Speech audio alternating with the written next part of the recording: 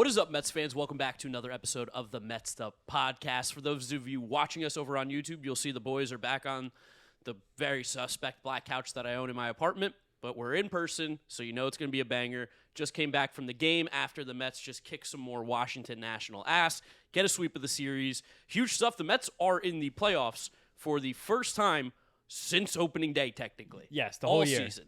They are in the wild card spot, number 3 right now, as things stand at the time of recording. This is the first time they've been 2 games over 500 since April. So this is big news. We got a lot to talk about here. We're also going to talk a little bit about the trade deadline today. Just a little trade deadline talk. For full context here, we have a month until the trade deadline still. We have 3 weeks, I think, until the trade deadline happens, and we're just not going to repeat ourselves for the next 8 episodes that we do. So after the All-Star break, we will focus a lot more on the trade deadline, but we wanted to give you a little bit something today because I know a lot of you have been asking for it. Otherwise, you guys know the drill over here. Make sure you follow us on all our social media, at Mets'd on Twitter, and Instagram, and TikTok. Subscribe to the Mets'd podcast YouTube channel if you want to see the video version of this. And if you are listening to us, Apple Podcasts, Spotify, Google, drop us a rating, drop us a review, download, and subscribe. You drop us a review, we give you a shout out at the end of the episode. So, James, how are we feeling? This was, I believe, your first win at Citi Field, right? I believe so. Unless I'm forgetting a game, which I don't think I am. I went to opening day. The Mets had a horrible loss. Came back. Went to the Christian Scott Braves game. Mets almost got no hit. Okay. Then I went to the game against the Phillies on a Tuesday night that Edwin Diaz had a horrible blown save, and there was that missed call at home plate. That was bad, yeah. And then we went to the game 2 Saturdays ago with Clay and my dad that Tyler McGill fell apart and they lost. They blew a 5-run lead. Yeah. No, I think I might be forgetting one in the middle because I feel like this isn't my first win. It doesn't feel like my first win, but the Mets did win. I was there, so I'll take it. It might be because you were abroad for quite a bit of time when they were winning. I mean, I guess we technically saw the win in England. That is true. We saw a win on the Sunday first in win England. in Citi Field. Maybe, Yeah, first win in Citi Field, I think. Yeah, I guess it was. We didn't go to any Subway Series. Mets won both of those. It was not either. Nope. I don't know. I guess it might have been. Listen, it's working well. It's fine. It's working well. I'll take it. I'm glad that you got it now. It does feel like we just killed the Nationals, though. Thankfully, yes. Because right now, as the standings stand, that was really, really good podcasting there. Standings stand. The Nationals are currently 6 games back of the Mets, 6 games back of the third wildcard spot. And with the trade deadline looming, this is a team that actually has a ton of guys. Weirdly, a lot of pieces, yeah. That I would love on the Mets. Jesse Winker, Hunter Harvey, Kyle Finnegan. Yep, I think that's kind of it. Dylan Floro. You want Dylan Floro? I would take him. Is he good? I don't know. I mean, we kind of smacked him around today, but He's better than a lot of the backup relievers we have, but yeah. That is true. And I guess we should also talk about the one trade we have made. The Mets got the trade deadline started. I'm going to say that even though Aaron Savali did get traded to the Brewers before that. But the Rays are selling. The Rays are getting rid of anything that's anything. That's another team we're going to talk about a lot, too. And we got Phil Maton, someone who a lot of Mets fans were clamoring for this offseason, which I thought was maybe insane because it's Phil Maton at the end of the day. But he did look great in his debut today. Like, if you were not at Phil Maton's debut as a Met, where were you? I don't know. Yeah, where were you when Phil Maton saved the Mets? But the Mets got Phil Maton for cash and for a player to be named later. And part of the stipulation of that deal with the Rays is that they're paying the rest of his contract for this year, which I think for the full season was approaching $6 million, I believe. I'll look it up for you. And I think he has a beefy option for next year, which I probably will not be picked up because Phil Maton, I think it's like $7-8 million. $6.25 million this year for Phil Maton, and next year his option is $7.75 million. He will be a free agent. Possibly, unless he goes off here. And There's no way. There was weird stuff with Phil Maton this year where he had a poor ERA this season. I think it was like 4.5, 4.6 before he had the trade. But I think he had not given up a run in almost every appearance he had, but 2 of his appearances he got murdered. And I think 1 or both of them were by the Baltimore Orioles. Interesting. So that was an interesting caveat of the trade. And since the beginning of June, similar to the Mets, Phil Maton also been pitching significantly better. And Phil Maton's a really interesting reliever. I don't think there's any other reliever in baseball like him. He wears number 88, and I think that I have an inkling that it might be because he only throws 88 miles an hour. Throw hard at all. He maxes 88 miles an hour, and it's usually a color that he throws there. But he has a curveball and a slider that are both very legitimate pitches, and one of them, I believe it is the slider, is a tremendous pitch, and we saw that in his debut. The curveball. No, the curveball. It was the curveball one. Yeah. Because the curveball, the guys were so off balance, and granted, I think it's tough to go even from seeing 88 to I think like 74 is where his curveball drops down to.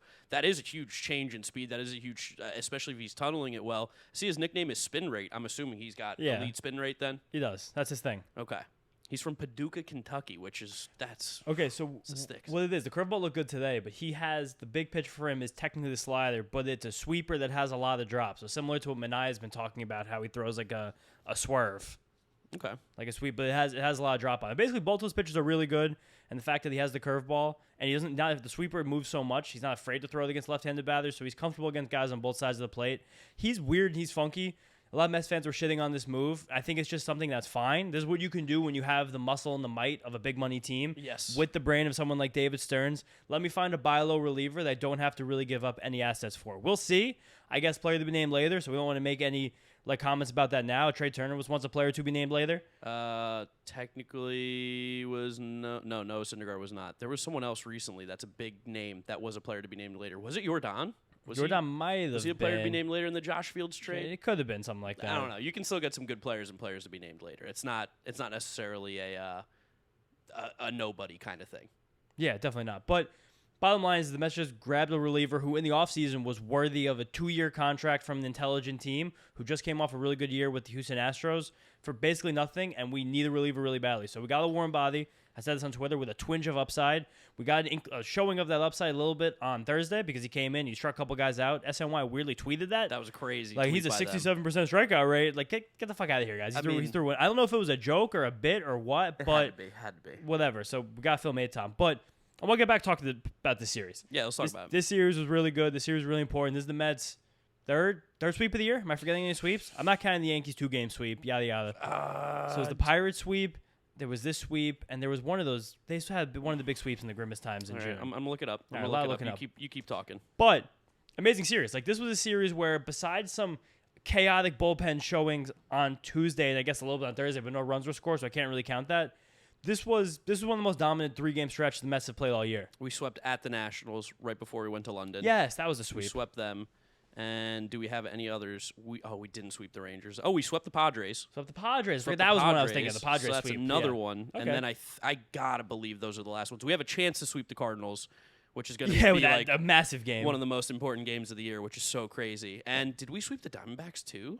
Or did we lose that final? Yeah, we lost that final game to them. We took 2 of 3. No, was it split? Yeah, 2. That was that's split. right. That was the first series after the Jorge Lopez debacle. Yeah. But this series, this season, probably the rest of the Mets season was driven by the offense. Oh yeah. Specifically by what's become the best 1-2 punch in baseball between Brandon Nimmo and Francisco Lindor. I'm saying it. Fuck it. I don't care. I won't say that. Why not? Freddie Freeman and Shohei Ohtani exist. Shh. Doesn't matter. Okay. Doesn't matter. I'm not saying that. Freeman's not been the best version of himself he's ever been. Sure, yeah, he hasn't been better than a Hall of Fame player this year. Exactly, You're right. exactly. Yeah. I don't know. Since these two got 1-2, though, I think there's not, of course, not an argument. We're being hyperbolic here for the Mets'd podcast, but I don't know. Nimmo coming into the game Thursday had home runs in 3 straight games. He had the bases clearing double to win the game on Thursday. Since not being named an All-Star, credit Anthony DeComo for this tweak, so it was really fucking funny. 3 homers, a double, and 9 RBIs since Sunday evening. Which is a lot. That's crazy. He was up to 62 RBIs in the season. Yeah, that's so many RBIs. He's tracking for like 30 and 100, which is insane. Awesome. That's something that was that my bold prediction at the beginning of the year? Did I say 30 home runs? I think I did in that thing, and I think you yelled at me. No, I think you said the Mets would score the most runs in the National League. Which is also... I think right now they're second, actually. That's really not that bad. They're second in the National League in runs scored. I think only behind the Dodgers. I was kind of just crushing it on my bold predictions. Even Nimmo, since he got into the 2 holes, just quite literally ridiculous. It's only been 25 games. Feels like it's been a lot longer since he's been hitting second. Does feel like 25 games is not very long, but it's a month. 9 homers, 30 RBIs, 27 runs scored, a 333, 425, 690 triple slash, and a 210 WRC plus. They did an amazing breakdown of him on MLB Network. Mark DeRosa and Cliff Floyd. Just watched it. 8 minutes. Mark DeRosa's trying to be a manager for sure. He's been going deep on these breakdowns, but he's been doing a really good job.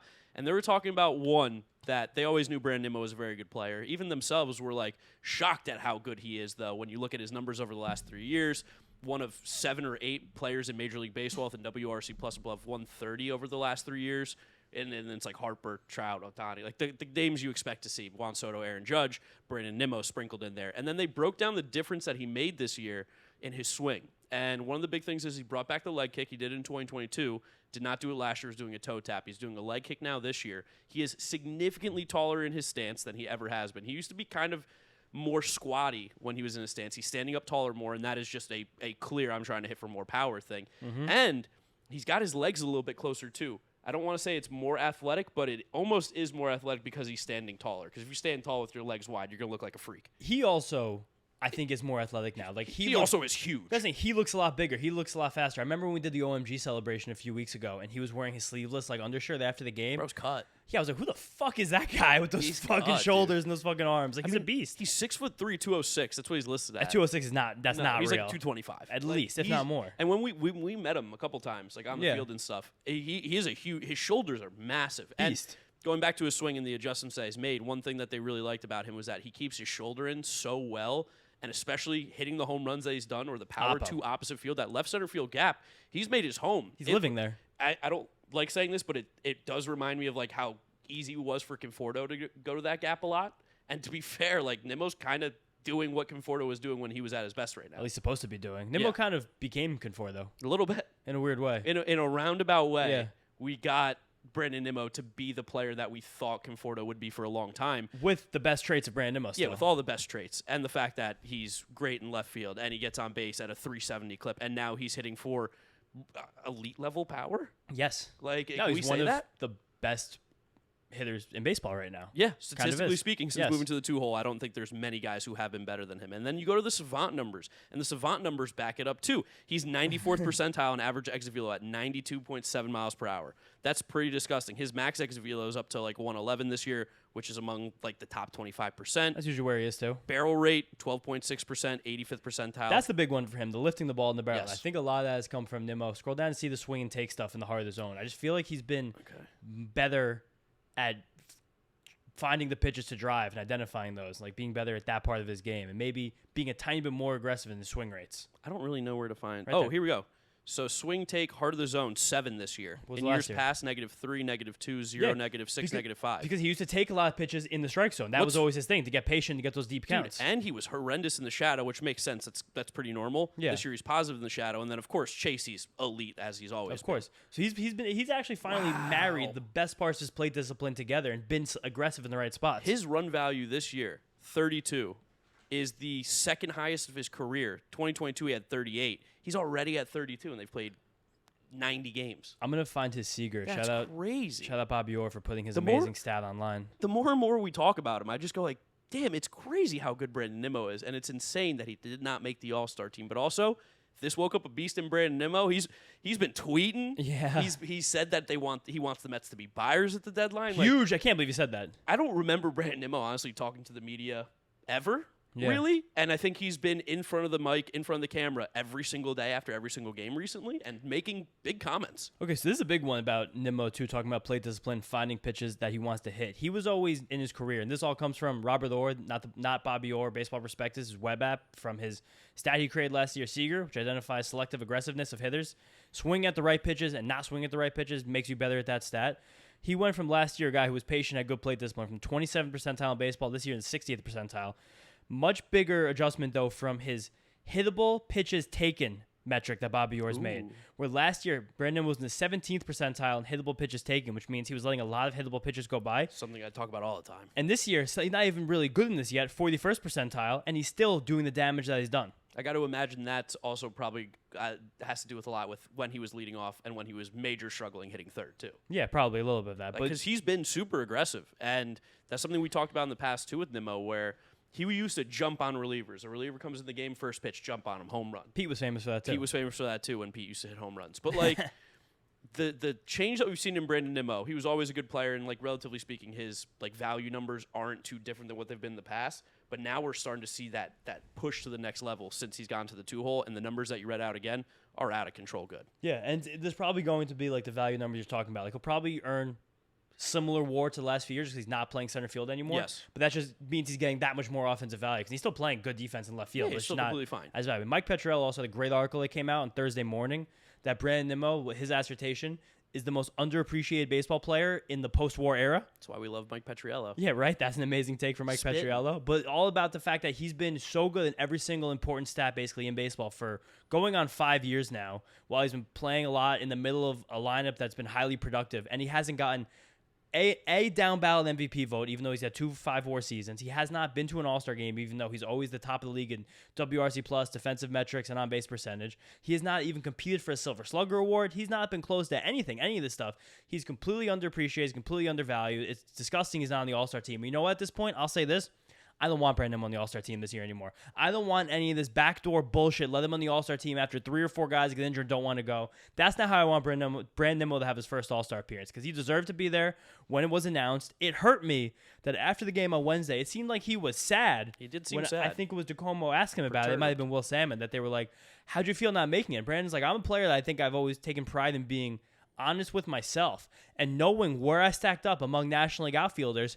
I was really surprised when I wasn't on that ballot. I wasn't named. I mean, and this has awakened a beast in him. I mean, Brandon Nimmo is literally tweeting. I'm going to tell you guys right now. He tweeted 5 times in 12 minutes after the game. He quote tweeted the Mark DeRosa breakdown about how good he's been. Said, "Thanks for the love, D-Row and Cliff Floyd. Never stop trying to be better." Fuck yeah, Brandon Nimmo. He's a child of God, always. He then a lot of quote tweets with the prayer hands up emojis, almost like the U kind of thing. The Mets complete the sweep. For shutout, Mets make the playoffs. Does the same quote tweet with it. Sweep, sweep, sweep. Picture Brandon Nimmo. Same thing. And then the quote tweet of him hitting the double that was big, talking to Steve Gelbs. He tweeted 5 times in 12 minutes. You want to know when his last 2 tweets were before that? Tell us. June 17th, when he signed a ball for a father and son that he like kind of collided with in left field during the game. He said awesome to be a part of it on June 17th.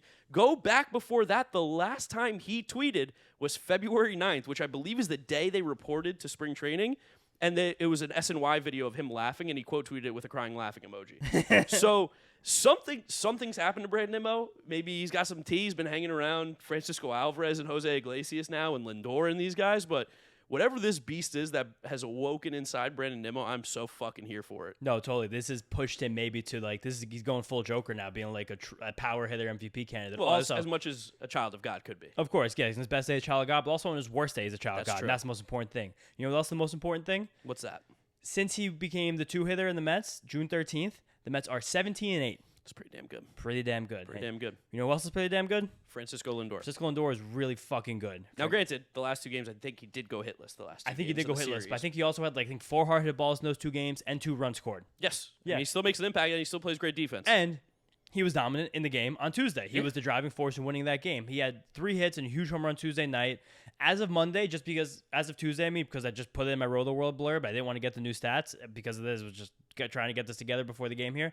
306, 368, 539 slash line since being the leadoff hitter with 9 home runs, 27 RBIs, 36 runs scored, and 10 stolen bases. And that is since May 18th. So about 6 weeks of baseball, 6.5 weeks. You know what's crazy, too, about all these runs being scored by, Nimmo and Lindor? And again, this is not a shit on Pete podcast, but Pete's been not good. He hasn't. And they're still scoring all these runs. Well, JD's still been very good. Yep. Diento's still been very good. Nimmo's been really good. Pete's still been fine, just not the Pete that we come to expect. And Alvarez has also been fantastic. Yeah. Harrison Bader keeps getting hits to the bottom of the order, which keeps allowing these guys to keep getting his RBIs. But Lindor, since he's been leadoff hitter since May 18th, his runs and stolen bases both rank in the top 10 of all players in baseball. And his home runs, batting average, and OPS all rank inside the top 25 all hitters in baseball. Guy stinks. Stinks. Terrible. It's terrible. Now, so we had the Nimmo record since he became the 2 hitter. Since Lindor became the leadoff hitter, we're 27-21. And that includes 11 games before the Jorge Lopez debacle where we went 2-9. Oh, my God. So they're really even 25-12. Yeah, basically, since beginning of June. Yeah. That's pretty disgusting. And that all coincide with a lot of these lineup changes, which kind of unlock the best of all of these hitters. And it's become the thing that's driving this Mets team is the lineup, is what they're doing offensively. And that's kind of this is what we predicted in the offseason. I didn't expect it to be this serious. And this is the thing that when you're a baseball team, when you have something that's this much better than all the other teams you're playing, that can become something that drives you past everyone else. Even though his bullpen has been bad, even though the starting rotation is objectively shaky. Mid. It is. And the really good week from the starting rotation, a great series against Nationals. I'll break down all of the guys in a little bit going on here. But this Mets team on the season has somehow climbed all the way up to 11th in baseball in runs scored going into Thursday. Wow. So that's without the 7 runs we scored on Thursday. So if the Padres score fewer than 6 runs, if the Astros score fewer than 5, we'll be 9th in the league in runs scored in all of baseball. Offense. Yes. For a team that also struggled to hit, 2 of their best hitters, Francisco Lindor and Brandon Nimmo, also didn't hit for the first month. For a month. Let's get since June 1st. I think we're probably the best. We played Joey Wendell at one point. Love Brett Beatty. Wasn't playing well. Like we Couldn't had hit. Omar Narvaez and Tomas Nido playing for an entire month. So we actually, let's see, the Twins, see how many runs the Twins scored today. Okay. And the Diamondbacks. But we might have the most runs in baseball since June 1st. The Twins, I don't believe. Did they not play? I don't think the Twins played. Then we have the most runs in baseball. And the Diamondbacks are later today. So unless the Diamondbacks put up 8 runs. Against the Braves. Against the Braves, maybe. We'll have the most runs in baseball when you're listening to this, since June 1st. Which? In baseball, the whole thing. It's pretty good. I mean, it's really good. I mean, this team is fun. That's in a 1 fewer game than the Twins, and 2 fewer games than the Diamondbacks, and 3 fewer games than the fucking Orioles. Yeah. You hate We're the schedule. awesome. I do hate the schedule. You'll find any way to make it about the games played. Always make it about the games played. But this offense is really good, and we're going to talk about that when we go into trade deadline stuff about where the Mets can actually move and go to make this team the best it can possibly be. I say fuck pitching, which is crazy coming from me. Well, you said something to me in the car because we were stuck in insane traffic getting back to Astoria. And we were just talking about, like, what are the Mets actually going to do? What are me, James, and my dad just having conversations? And you brought up how the Rangers last year they didn't and they did. But they tried to get as much pitching as they could. Yes. But their rotation at the time of the trade deadline last year was in worse shape than the Mets is now. And, let's be honest, the big guy that they traded for, Max Scherzer, sucked. Honestly, was a detriment to their season. He did everything in his power to stop them from winning the World Series. The game that they won the World Series that we were at, they pulled him early. Yeah. Because it was like, this guy stinks. And he almost blew a series against the Astros by giving up tons of runs in the first few innings. So, like... And their bullpen was horrible. I think... Again, we'll talk about it more in the trade deadline. Come up, a few minutes. Yeah, we're gonna save that. We're gonna save it for that conversation. But one thing I do want to bring up, though, you mentioned how good the rotation was in this series. I think this is a really cool little wrinkle with how this Mets team does look going forward. Because we played the Nationals quite a bit recently. Yeah. Just played them in a 4-game series a week ago. Yeah. And usually when you play teams like this back-to-back, I do get nervous about you've seen these guys before. And you saw the Mets kind of jump all over the Nationals pitching this entire series, which was fantastic. Because that's what you expect when you see a guy twice in a week. Yes. Jake Irvin had back-to-back starts against the Mets. And they fucked him up. But the first time, they crushed him. But the second time, he was not getting on top of his curveball the same way. And that was Tuesday, and we murdered him. Where our pitching just was even better. I mean, Yes. Jose Quintana. Okay. Yeah. I got to do a little trade deadline here. Mm-hmm. If you have to trade one pitcher, he's the one still, though, right? I guess probably, but he's fucking on one right now. I know, he's pitching really well. Like, I'll give credit where it's due. I put my hand up when I'm wrong. I'm not going to say I'm wrong about Jose Quintana this year, but what he's done over the last month with Francisco Alvarez over these last 2 weeks, it's special. This was his second consecutive start against the Nationals, and both starts were 7 shutout innings. It's been lights out. He's running a 15 straight shutout inning streak right now. That's crazy. When he ended the start against the Nationals, he retired the last 13 batters he faced. Dang. And in this start against Nationals on Tuesday, he threw his hardest pitch of the season. Whoa. A 93.7 mile-an-hour sinker. Got a little juice. He's feeling himself. Summertime coming around. The heat's out there for the Colombiana. I mean, you also... Man, he's just been... I guess he has been good. He's been I guess we really didn't good. talk about it as much during that episode because we were drunk at your parents' house. Yeah, but he was so really we didn't good get that to day. dive into the numbers, but he was good. Because that day, that was on 4th of July, and the Mets didn't hit, so it was hard to really highlight him when the Mets got shut out. But he made a big adjustment a few starts ago that I've talked to you guys about a little bit, but he's now pushed his curveball to being his primary pitch. Which ahead of his sinker, ahead of his changeup. And that's great because that curveball, he's so comfortable commanding it that he can use it in any count, and it's such a good pitch because it still moves a little bit to his glove side, but he can throw it against both-handedness. He threw that curveball on Tuesday in every single count that he had in the game besides being down 2-0. He also didn't have a 3-0 count in that game. That's great. Yeah, so he threw that. Control. He threw it ahead. He threw it behind. He threw it even. He threw it the first pitch of at-bats. He threw it when he was up 0-2. Like, he used it everywhere, and it kept the Nationals hitters really off balance. He was leading with that pitch. And then he could mix his changeup against the righties and his sinker off of that, and it became a really just wonderful, like, melange ensemble he had. Ooh. He had 14, yeah, right? He had 14 whiffs in that game. The most he's had any start this season. It's a lot. And then when you look deeper at Jose Quintana's splits, it's fucking hilarious. He has a 1.76 ERA in 46 innings with Francisco Alvarez behind the plate. It's like having another coach out there. That's dumb as shit. That's so stupid. It is stupid. Every other catcher is not as big of a sample. His ERAs are at least 4. With Narvaez, it was over 7. What was the one you were giving me about the umpire? The umpire it was stuff with Alfonso him. Marquez. Read it out real quick. Jose Quintana this season has started 4 games with Alfonso Marquez behind the plate. Which also feels like impossible. And he's 0-4 with a 6 ERA. Blame Alfonso Marquez. Blame Franz Marquez, but also credit to Francisco Alvarez. Also amazing at home. Jose Quintana is over a run better at home at Citi Field this year than on the road. I can buy that. Yeah. ERA is 3.0 versus on the road is about 4.0. And his whip is 1.1 at home. It's like 1.4 on the road. Which is great. Yeah, I mean, it makes sense. Citi Field doesn't give up a lot of hits, doesn't give up the long ball very well. Jose Quintana pitching like this, it's hard not to be a fan of his. And this is even the craziest one about Quintana. I put this in my Roller World update the other day. On June 9th, his ERA was 5.29. What is it now? Right now, it's 3.91. Is it really? That's about 4 or 5 starts there where he drops the ERA Wow. almost a run and a half. I mean, 15 scoreless innings in a row. That helps a lot. That will help a Yeah. lot over a season if you can throw up 15 zeros. No, I think this is fully the best he's looked as a Met as well. Like leading with this curveball, being able to mix that in every out. Because last year, Couldn't come at a better time. right, literally couldn't. It worked out perfectly in July when he has no control remaining on that contract.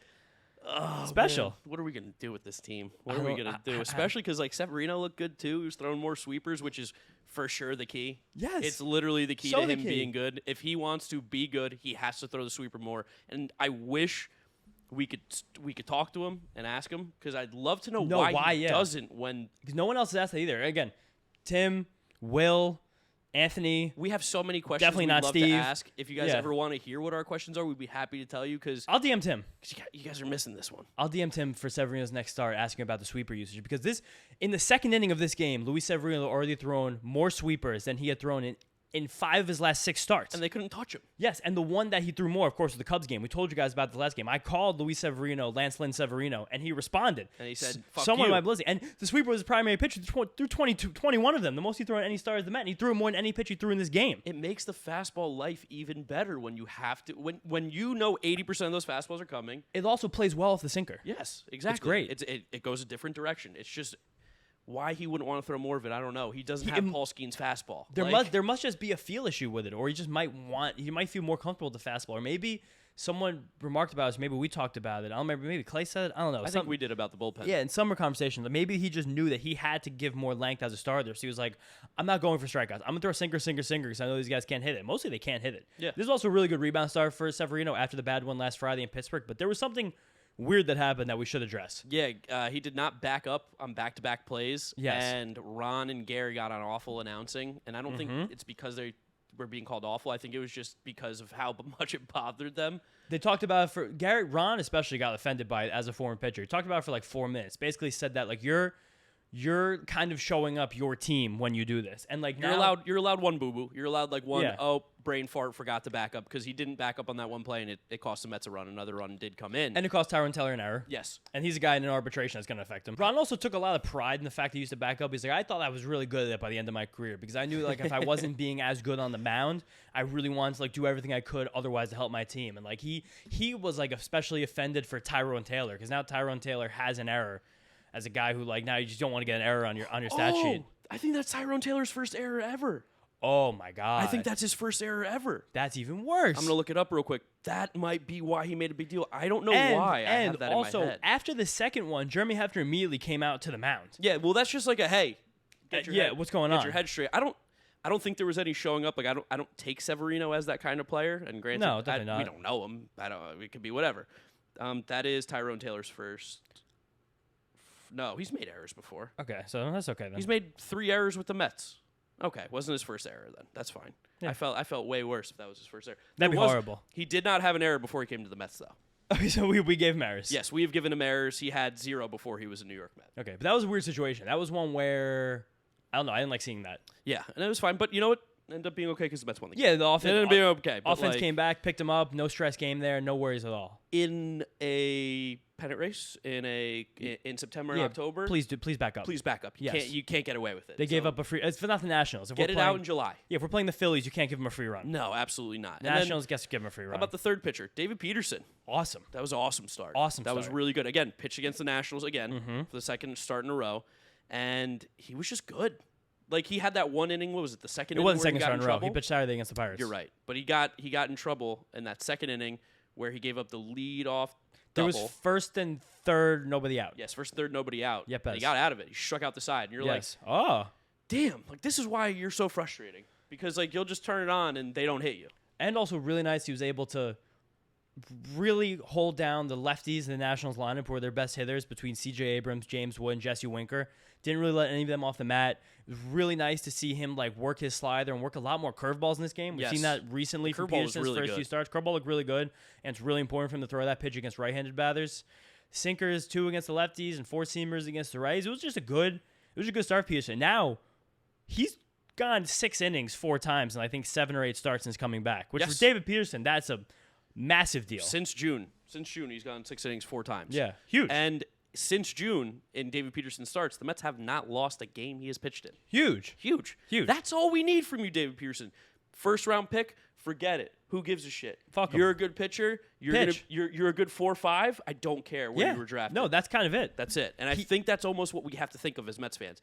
Stop thinking about where he was drafted. Well, I think everyone besides you is not thinking about where he was drafted. Oh, that's I think quite the opposite. I think the Mets fans think about where he's drafted. Still, I don't know anymore. 100%, dude. 100%. You're thinking too much of you. Yeah, I think you're probably right. You're in your own head too much. I do that sometimes. Yeah. But just again, he's really stabilized the back of his rotation a way that it needs to be stabilized. He is our 4-5. Yes, and that's wonderful. And that's, I think, taking some stress off the bullpen. You guys can see now in a series where we take stress off the bullpen, where every pitcher pitches into the 6th inning. Is Severino complete the 6th inning? I don't remember. I'll give you. We were at the bar. I think it might have been 5 2/3, but nevertheless, that allows these guys in the bullpen to not 6 1/3. 6 1/3. So every single guy pitched 6 complete innings. So it allows this bullpen to not be under as much duress, which even when it still gets a little hairy like it does on Tuesday, I keep calling that game Monday because that game feels like it happened on Monday because we had the weird day game on Monday, whatever. But it gives opportunities for these guys to not be as exposed. And we saw Jake Diekman come in the game on Wednesday. It was good. And he got C.J. James without pretty handedly. Looked totally fine. I know a lot of Mets fans hate Jake Diekman right now, but I have really bad news. He's probably not going anywhere. He's definitely not going anywhere. Because I don't know the other lefty they're going to pull into this bullpen, and I want to have at least one of them as we go down the stretch. We have to get Bryce Harper out. And you saw Danny Young, and he's not going to be that guy. Probably not, but Danny Young's still fine to mix and match. And Phil Maton, again, totally fine against lefties. This team, to be the best version of themselves, they have to have something that they somewhat expected of Jake Diekman in February. They do. For this team to go as far as they'd like to go, I think he has to at least be here and try to get hot. Yeah, and I mean, we do have Edwin Diaz back now, too. That's going to change a lot in this bullpen. Makes it so much. One arm deeper is huge. And even same with Phil Maton, who's a major league reliever who you just got. We talked about top of the show. And the brand of the people, Jose Budo. What a lifesaver this guy's been out of the bullpen. Awesome. It's weird because he's not throwing any harder, No. but I think he's getting more movement and more spin, and he's just as disgusting. And he's leaning into that sinker, which is moving more, and he's just still has a dog mentality, which you kind of want. Not kind of. You want that from your reliever. Like, I want to come in the game, I want to bang my chest, and I want to get you out. He's also throwing more sweepers, which he's been reluctant to really add that pitch in. But we've known, he's talked about it. Jeremy Hefner's talked about it. He showed a lot in spring training. That was something I was like, oh, that could take him to the next level. But it seems like there's like a lack of comfortability with it, maybe a lack of consistency. He's been throwing it more out of the bullpen. He threw it a lot more on Wednesday night, and there's a makeup here of a guy who could be really important to this team in whatever role we need him for down the stretch. Yeah, whatever it is, he's down to do it. He's for the people. We do have to talk about some of the bullpen mess, though, that we saw. Reed Garrett, IL. Luckily, no structural damage. Yeah, no structural damage, just inflammatory, which I think is probably the best thing that you could do. Yes, 2 weeks off. Probably needs a break, too. Seems like he needs one mentally and physically. There was a point between the games over the weekend, I think this was as of Wednesday afternoon, where he had thrown 72 pitches in 4 days. It's a lot. You can't do that. it's too much. And Carlos Mendoza, we've given him a lot of credit this year for how he's been aggressive in games that he thinks this team is supposed to win. Yes. But it's been a lot of repeatedly clicking the Dedniel Nunez and Reed Garrett buttons. Even Dedniel Nunez, he came into the 7-0 game when Ottavino loaded the bases. Was Ottavino? No, Danny Young. Young. For Danny Young. Danny Young, yeah. Got the out. Came out of it, and then they went to Ottavino, who promptly loaded the bases again. Yeah, I think with the Mets making maybe a couple moves, I think we might see Adam Ottavino's last days here before the All-Star break. Yeah, against his old Rockies. I don't know if we're going to hear Come Alive by Kid Cudi much longer. No, I mean, I since he's come to the team a few years ago, I put on some playlists again. But it's especially on Tuesday when this team was up 6-0, and Adam Ottavino promptly comes in for his first outing in 6 days and looks dreadful. Just bad in the process. Can't really get anybody out. Allows hit Ildemaro Vargas. Yeah, doing that is awful because Daniel Nunes has to clean up your mess, and then Reed Garrett comes in, and he also doesn't pitch well. So now in a game where you were winning 6-0 and scored 7 runs, and your starting pitcher pitched 7 shutout innings or 6 shutout innings. Was 7? It was 7. 7. It was 7 shutout innings.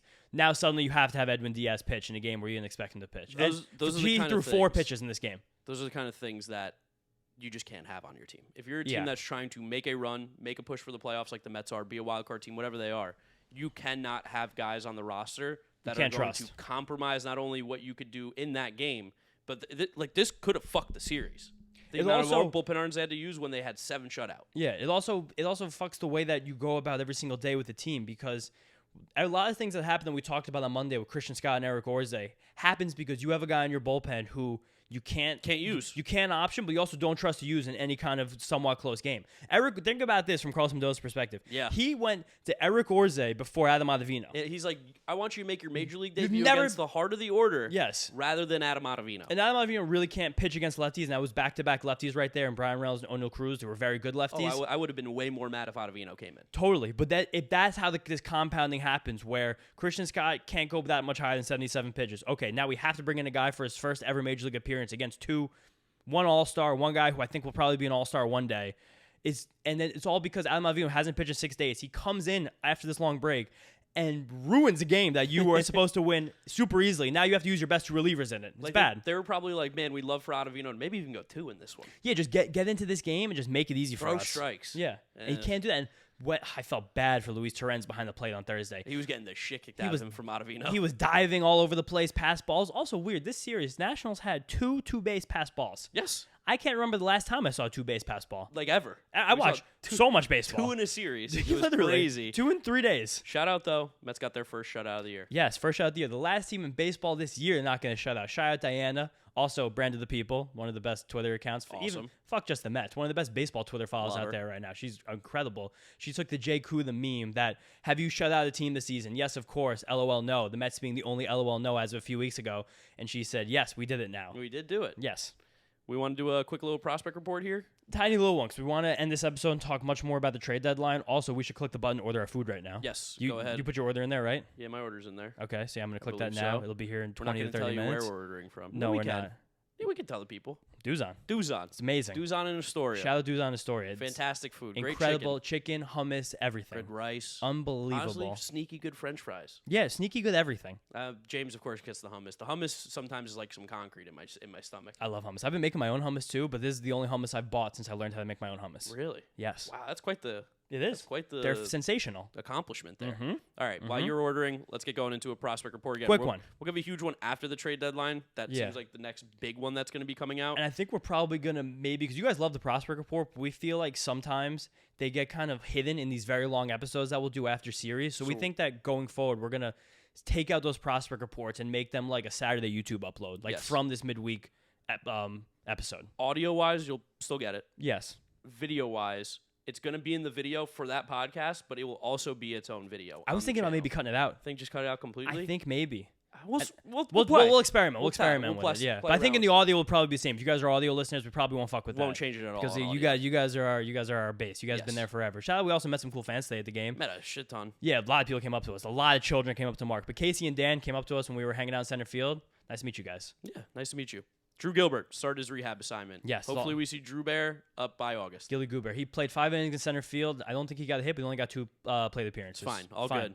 If he was healthy, he'd be on this team right now. 100%. He would be having one of the spots over DJ Stewart or Ben Gamble for sure. I think how he looks over the next couple of weeks will also affect maybe what we do at the deadline. Yeah, I think there's a good chance that if he blazes through this rehab assignment, gets back to AA and AAA and hits the piss out of the ball again, he will probably be on this team by August 1st. Yes. That's bold prediction. One guy who won't be on this team by August 1st, but is blazing hot, Ryan Clifford, your boy James, is just on an absolute tear. Had a grand slam and 6 RBIs on Wednesday. In the he's playing 31 games since June 1st. 272, 421 on base. These are disgusting. Yes. 670 slugging, 8 doubles, 11 home runs, 28 RBIs. He has an 897 OPS in AA as a 20-year-old. I mean, he just got put into the pipeline top 100. I'm going to look at Baseball America, actually, because they just updated. I think they also had him in their top 100. I'm gonna take a look there. The Mets. But, I mean, he's just been better than advertised. It is. It's still a very weird profile, because I've talked to you guys about this before, where he's just uber patient. He's taking a lot of walks and also striking out a lot. Both of those numbers are still over 20% in AA. And that's a little bit scary because the walks don't translate as well because those pitchers just aren't as good, but the strikeouts will translate, especially swing strike rate, which I actually haven't checked. I haven't been able to find that, but because we also just can't. AA doesn't have pitch data. But he turns 21 next week, so it's the last time we're going to be able to call him a 20-year-old in Double-A. But he's still a fucking 20-year-old in Double-A, guys. And we just got him in the organization last year, and he is murdering the baseball. And he's been playing some outfield, mostly playing first base. But it's a premier power hitter's profile that he has as someone who looks like he could very well be an everyday first baseman in the future. So no Ryan Clifford in the top 100 on Baseball America. Okay, that means they took him out because he wasn't there. He is their number 8 prospect right now, but they do have him listed at outfield, not at first base on Baseball America. I'm telling you, he's been playing some outfield. He's in Double-A. listed at outfield. Just to, I guess, tell you guys real quick what they got on Baseball America: 1 Jet Williams, 2 Christian Scott, 3 Drew Gilbert, 4 Ronnie, 5 Blade, 6 Brandon Sproat, 7 Nolan McLean, 8 Clifford, 9 Jesus Baez, 10 Dominic Hamill. Nice. So Luis Angel not in the top 10. Yeah, and Jesus Baez over him. Kevin Parada 16, Colin Houck 17. All right. Now, to one last prospect we're going to do today, someone else who's doing really good. And you guys can always tell when these Mets prospects are hot because everyone starts tweeting about them again, especially Clifford and this other guy too, because no one talked about him for a month and a half because he was really struggling in Brooklyn. Jonah Tong. Yeah. Jonah Tong has acclimated to high A in a really profound way. On June 1st, he got smoked in the start. He only got 1 guy out and allowed 5 earned runs, and that was the last of a string of just some very poor starts that he had. And then he had a couple more middling starts after. But I want to grab everything since that bad start because I think that's big for the mentality of a young pitcher to take like immediately after you struggled that much. He still had a couple starts where, again, it was 4 innings, 3 earned runs, like 5 innings, 4 earned runs, things like that. But since that awful start, 32 innings pitched, 2.25 ERA, 43 strikeouts, and 10 walks. That's good for a 34.4% strikeout rate and 8.0% walk rate. He's, again, still one of my favorite pitching prospects in the low minors just because of the crazy data on that curveball and fastball. And nice to see him also, I believe, still as a 20-year-old. Yes. To find his spot in that level where even a lot of the hitters are a bit older than him and be dominant again. Yeah, no, he's been figuring things out. I like to see these adjustments. He's actually turned 21 like 2 weeks ago. Okay, so happy birthday, Jonah Tong. Happy birthday, but I like to see him make these adjustments. Always cool to see that in season. It means he's cerebral, and we like cerebral people. And fight through the adversity. I think the biggest skill for a pitcher to have, or just something a pitcher can have in their toolbox, is this ability to fight through adversity. Because you're going to face so much adversity as a pitcher. If Steven Matz could fight through adversity, he would have been an all-star, but he couldn't. That's why he isn't. Same with kind of Noah Syndergaard at the end of the day. The high school he went to was Bill Crothers High School, Jonah Tong. Who's Bill Crothers? In Markham, Ontario, so out in Canada. William Frederick, a.k.a. Bill Crothers, is a former Canadian athlete. He won the silver at the 1964 Tokyo Olympics, 800 meters. Wow. That's a random person to get a high school named after. And that's, I mean, a silver medalist. I mean, the Canadians don't win. Yeah. They're not great athletes up there. I mean, shout out to the Canadian basketball team. Kind of nice. That game against the U.S., they made us sweat. Yeah, there's some hoopers on there. Shai is awesome. RJ Barrett, never forget the sacrifice he made for this Knicks roster. Yeah, jeez. RJ Barrett, my God. Yeah, but not, also, I don't know if he's... And OG? No, OG's British. Oh, yeah. But you remember... This is going to be so stupid. We're going to just talk about basketball for 3 seconds. I thought it was a really funny thing. So there was a great fast break alley-oop from Steph to LeBron. Okay. It was LeBron, Steph, back to LeBron, hoop. Dylan Brooks is on Team Canada. Hates LeBron James. He's Canadian? I guess he is enough Canadian. The play after the alley-oop to LeBron, he ran into LeBron, gave him a shoulder, backed him down for a second, took a step back mid-range, and drilled it. Okay. That's electric hate. God. All right, Dylan Brooks. Okay, so that's how we transition to the trade deadline talk for the Mets. Mississauga. Yeah. Ah, good for him. Mississauga. He went to Findlay Prep. All right, back to baseball. Trade deadline. There's a lot of ways this can go. So many. They cut Lucchese. They did. To make room for Phil Maton, the 40-man. Yeah, room for Phil Maton, which probably tells you they're not as active to trade a starter. I don't know what it tells me. I think it probably is because now besides Kodai Senga, who's still on his way rehabbing right now, that's telling me that there isn't another... They don't have another pitcher in the minor leagues with major league experience because AAA is a great place. Well, they do. Tyler McGill. Oh, Tyler McGill. I forgot about McGill. So I guess he's the next guy to replace. But so I guess that means they still have 7 starters. I'm looking at their 40-man right now, and of the guys in the minors that are still on the 40-man pitchers, Ty Adcock, Matt Gage. I don't know who Matt Gage is. He's a lefty, so I guess they're trying that. Grant Harwig, Tyler J, Tyler McGill, Eric Orza, Cole Sulser, and Josh Walker. No starters. I'll say this. I am kind of shocked that they DFA Joey Lucchese. Yeah, instead of any of those guys. Instead of Cole Sulser. Maybe they just think they could have snuck him through waivers, but I'm sure someone will pick him up just to eat innings. I mean, listen, we'll find out. There's like a couple more days left until we know whether he cleared it or not. It is weird now thinking about all that because now that means that Tyler McGill is your only major league depth, and they've already said that once Kodai comes back, they're going to go to a 6-man rotation. Yes. Which also is tea leaves that they're not going to trade the pitcher. Yeah. Unless you bring Budo back into the rotation, unless you... It doesn't seem like that because Budo's like steadied the bullpen. Now, it's hard. It's going to be hard. It's going to take a little, like at least 2 weeks to bring him back up to that. Well... They could maybe trade for a pitcher because Trade for a pitcher and send out a pitcher. Yes, because I think it seems like that would be the case if anything happens. Okay, I can see that. If you trade a Quintana, if you trade a Severino, if you trade a Minaya, those are 3 tradable starting pitchers, which I think are still, for the right deal, I think they're going to make the move. I do. Possibly, yeah. Maybe not so much with Severino. Also, especially when now Brandon Nimmo, one of your best players, is talking to the media saying, I want us to be buyers at the deadline. But that's why I'm like, I think you have to bring someone in, yeah, like a Zach Eflin, who's just really making me interested. He's the most obvious one, especially we really just made a trade with the Rays. We know that David Stearns has relationships with the guys in the Rays front office because the Rays and the Brewers used to trade Willie Adames. Absolutely so much, ad nauseum. Every single year they make a deal, yeah. There was someone else in that deal, too. Don't remember. Oh, JP Fireeyes. I wonder where he's at. Wow. Where's JP Fireeyes at? I'll find out for you while you talk. But there's just going to be so much competition to getting starting pitchers at the deadline because the Dodgers and the Orioles right now are probably still the best 2 teams. Phillies are up there. Phillies are Give respect. And the Phillies have so much starting pitching, so they're fine. They're looking for bats. But the Dodgers and the Orioles right now, I think, have the most to gain or lose from the trade deadline. They're both going to be active in the starting pitcher market, and they kind of both need different things. Where I think the Orioles more so need someone who can win a playoff game for them, where the Dodgers more so need someone who can pitch for them. Yes, that's the difference. Where I think Eflin could be that though for the Orioles, but I don't know. Is he? He's going to get traded, and teams are going to be after him. He's probably the best starting pitcher that's on the market. Probably. Can you think of anyone on top of your head that's better? Garrett Crochet, I guess. I mean, I don't think he's going to be traded too, I think. You think he is? I don't think Screwball's going anywhere. No, Screwball's not going anywhere. No shot. But then you have guys like Fethy, who's going to be out there, my boy, the legend. I'll never get interested in him. I never will. Was I right or was I right? You were right, but I would never be interested. And otherwise, the Rockies aren't trading a starting pitcher. They don't have one to trade. I guess California. The Cubs, maybe? Cubs try to move Tyone? Maybe. They have a couple years of control over him, but he's got just signed a deal. Tyler Anderson's going to be moved. Yeah, Tyler Anderson's going to be moved. And he's been really good this year. He loves to do this. But he's bad. Yes. We know that. If you guys are OG listeners of the podcast, James hates Tyler Anderson. He's just fake as shit. But he still gets good results for half a season. But where we're going with this is where the Mets. There's going to be a lot of creativity with this trade deadline for them. Yes, and I think it might not be obvious what happens. Yeah, I think it's going to be hard to predict. But I think one thing is it seems like they're going to go after bullpen. Yeah, which is not David Stearns like. But the guys that we were finding either have a little bit more control or they have the high upside that David Stearns would like out of a reliever. Like who? Chad Green. Yeah. Chad Green's been awesome. He's got another year of control after this, too. You guys remember him from the Yankees? He's been tremendous with the Blue Jays. Been tremendous. Like one of the only good things going on in Toronto. Tanner Scott's been lights out with the Marlins. He terrifies me because I feel like it's just like, he might wake up one day and forget how to pitch. Like it feels like that's something that could happen, but he has been lights out. Some not sexy names that you guys are going to hate, but let the pitching guy tell you all about him. John Brebbia. Yeah. He's got a beard. And he still has a good fastball. Shelby Miller. Shelby Miller has such great underlying shit, but he's been horrible this year with the Tigers. But I think that's the kind of guy that David Stearns goes after.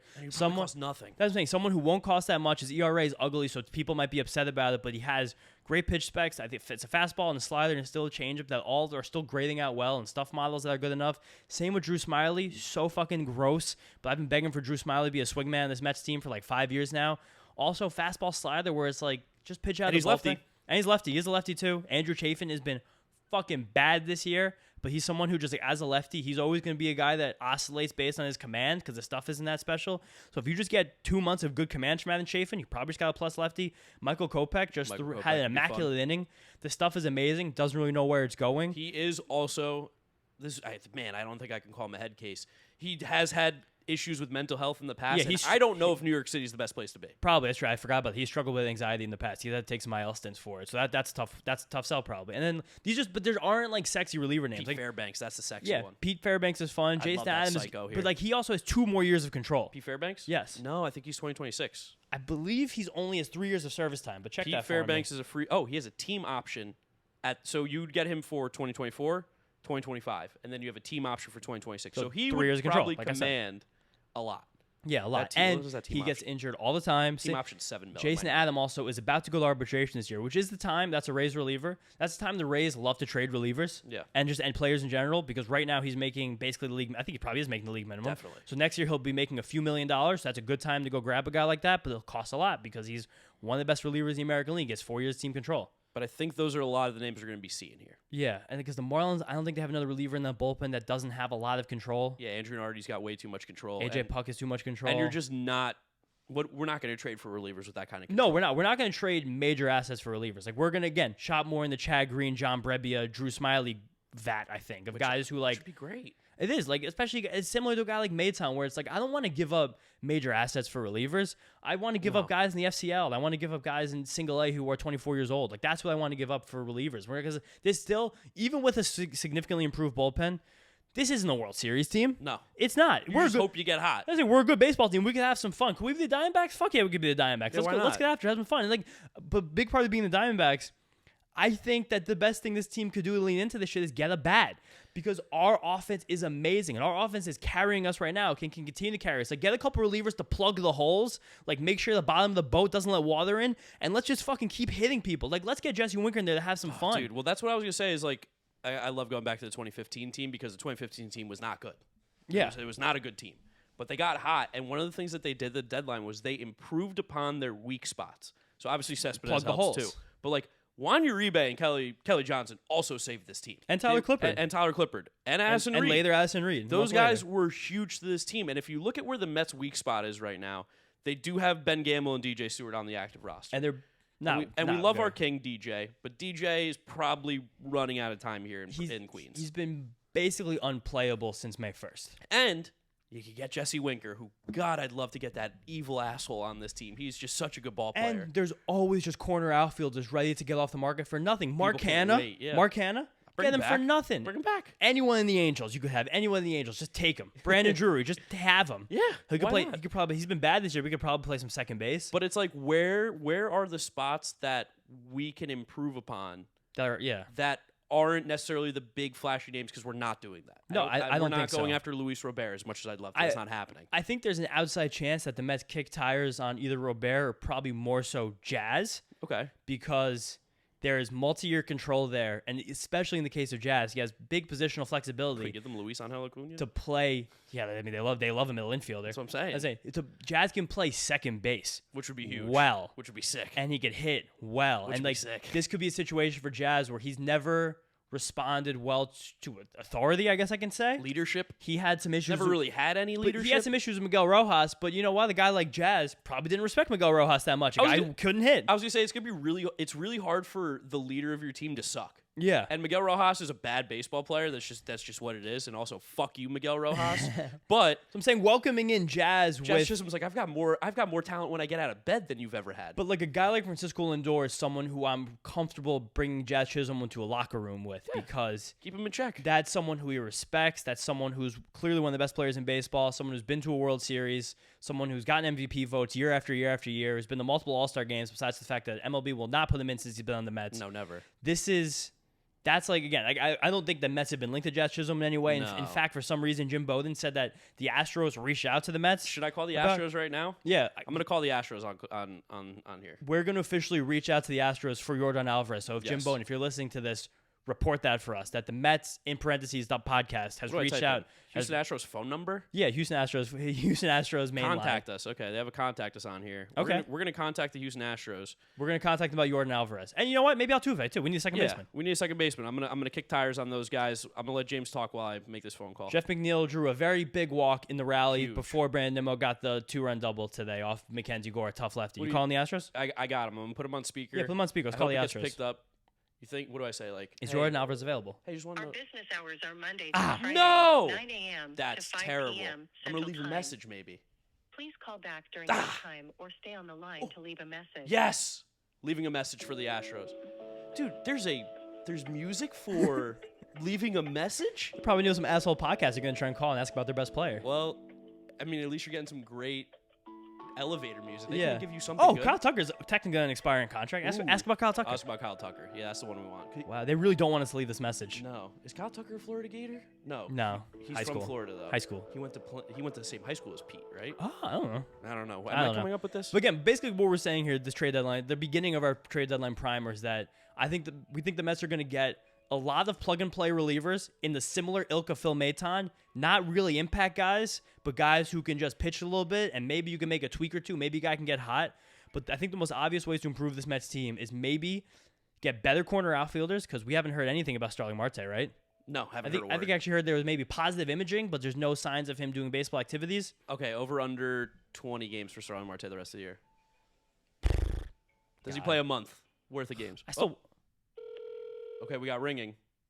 Thank you for calling the Houston Astros Special Events Department. Please leave your name and a brief message, and we will get back to you as soon as possible. Please leave a message after the tone. This is insane. When you have finished, please hang up or press the pound key for more options. Hey, I was wondering if you guys were looking to trade Kyle Tucker to the Mets. Or Yordan Alvarez. Or Yordan Alvarez or Jose Altuve. But let us know. Let us know. You can call us back at the New York Mets. We have prospects available. We have prospects available. Luis Angel Acuna is one of them. Kevin Parada. Yeah. Colin Houck. Alex Ramirez. A lot of former first-round picks there. A lot of good players. We're just kicking tires. We want Jim Bowden to know that we reached out about these players. Thank you. Okay. All right. So the Mets have officially reached out to the Houston Astros. We used to work for them. But yeah, we used to work for the Mets. They used to treat like our tweets were as if we were the New York Mets. That's what we're saying. So we in accordance with the Mets organization, has reached out to the Astros about Kyle Tucker. So we'll see if the Astros get back to us. Yeah. We'll see if this gets reported. We should tweet. We should make a graphic tomorrow. Ooh, yeah. The Mets'd podcast has formally reached out to the Astros regarding Kyle Tucker. Quote tweet the one about Yeah. Okay, that's good. That's good. You please make that graphic tonight. Or just the video of us calling them. Yeah. But nevertheless, I think it makes a lot more sense for the Mets to to not do anything that splashy, which kind of sucks for you guys talking about this on the podcast. Grab some corner outfielders that can play. That's why you love like us. Jesse Winker, Mark Hanna. Rooker's going to be a Philly, sadly. You're not getting J.J. Bleday or Lawrence Butler from the A's. I'm just going through the teams in my head.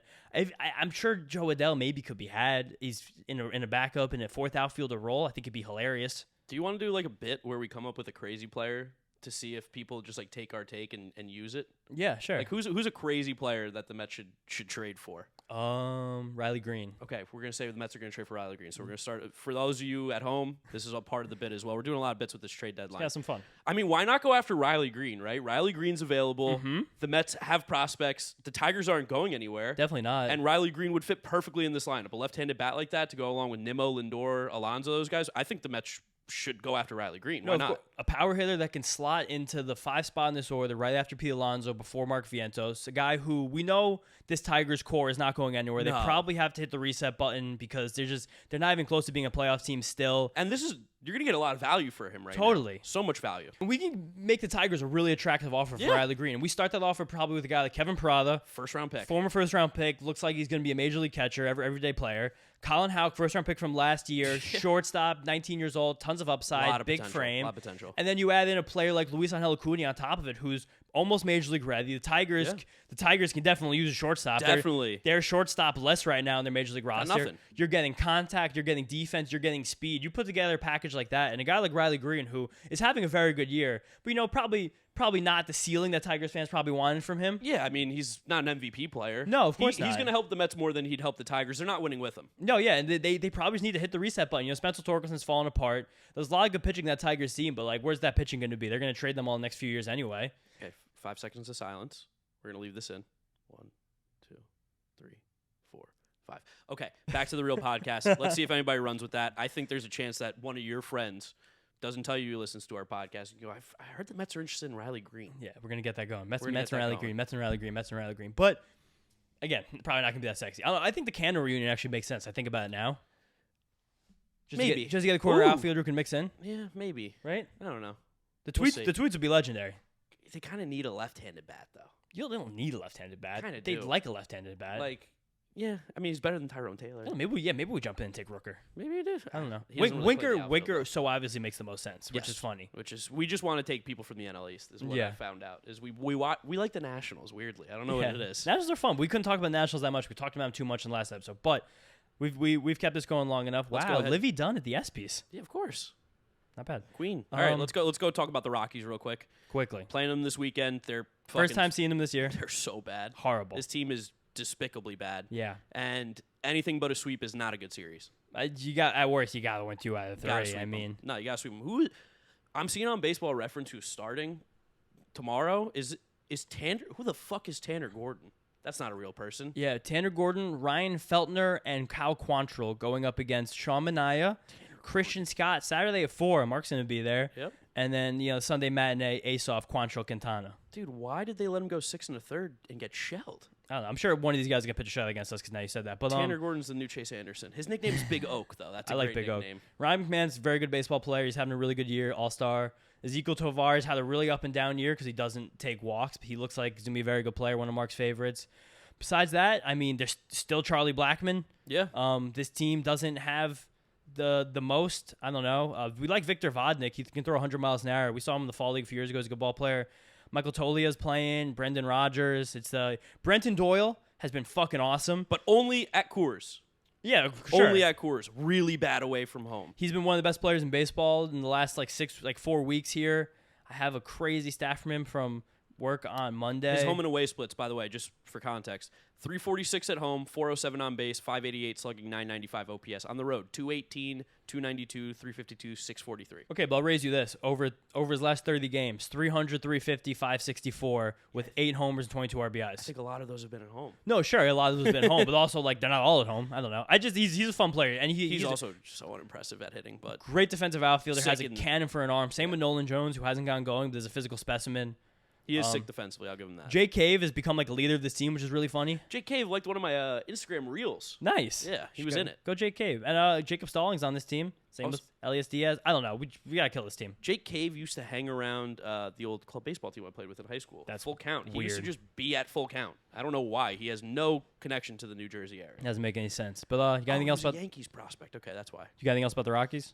They're bad. I love Ezekiel Tovar, and that's it. Yeah. I don't know. They're super bad. Yeah, they're mid. They're bad. They're bad. bad. They got a dude named Aaron Shunk. Aaron They're, Shunk. If we Real Slim Shunky is his Twitter.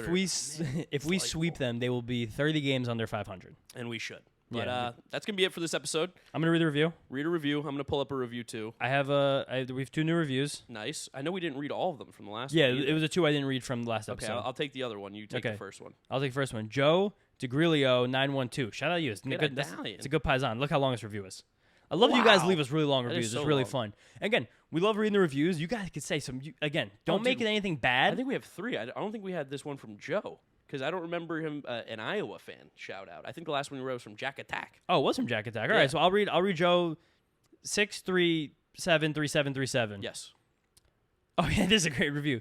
Thank you for keeping a Mets fan from Iowa informed on the team. I enjoy deep dives in the recent games and also which direction the club may go in the future. Not enough cursing. I need more F-bombs. Let's All fucking right, go, Joe. let's go, Joe. Appreciate you. Let's fucking rock. Joe DeGriglio 912. 5 stars, best Mets pod. This Mets podcast is the best out there. Mark and James really know what they're talking about. I also love James' minor league scouting reports and analytics. I've been watching Mark since 2018. He's the GOAT. You're the GOAT, Joe. Finally, in my opinion, as much as I would love to see the Mets in the playoffs because I'm 18 and they've made the fuck me, you're 18. That's so messed up. You've been watching me for 6 years. And they've made All those children were congratulating you today and high-fiving you. Yeah, I know. That's weird. That's the game. They've made the playoffs 3 times that I was old enough to remember. God, you've seen more than me, basically. I still think they should sell. Guys like Severino, Quintana, Minaya, and Garrett can get you a decent amount, and you could still be competitive with your young guys like Scott and Budo and give chances to Vassell and Hamill. Oh, and also fuck the Phillies and that Weasel Garrett Stubbs just cuz. LFGM, baby. Shout out to you, Joe. Let's go, Joe. And then you take the last one there, James. Last one? Read the last one? Yeah. All right. Best Mets podcast by Big Bin Buddy. Hell yeah. Great podcast. Really enjoy sitting down and listening to this pod after a Mets series. Makes my day every time a new episode comes out. Thanks, Biggie. The guys' chemistry is great, and they know a lot about baseball. Also, drunk episodes are the best. All right, well, conflicting reviews and drunk episodes, but sure. I'd hope we have good chemistry. We're pretty good friends. Yeah, So it would be I got a lot. crazy if we were awkward around each other. Yeah, that would suck. But we also weren't allowed to be fun the last time. So thank you guys so much for listening and watching. You know what to do. Follow us on all our social media at Mets'd on Twitter, Instagram, and TikTok. Subscribe to the Mets'd Podcast YouTube channel if you have not yet done so you can see the video version of this. As well as like the podcast on YouTube too. Yeah. Drop a like. That does And help us out. Spotify reviews are great, too. Yes. We've been pumping those. Keep giving us reviews. We really do appreciate it wherever you're listening to us. Follow James on Twitter at James_Shiano. I I'm just did a beefy thread about the futures game. Basically, every prospect in it. We'll talk about that more on Sunday because Yes. it's a travesty what Major League Baseball does with this futures game. Of course. Plays it in the middle. The futures game on Saturday starts same Just time save as the it, Mets save game. it, All save right, it, save I'm saving it. Thank you guys for watching. We'll catch you on the next episode. Peace out. Peace out. See you guys next time.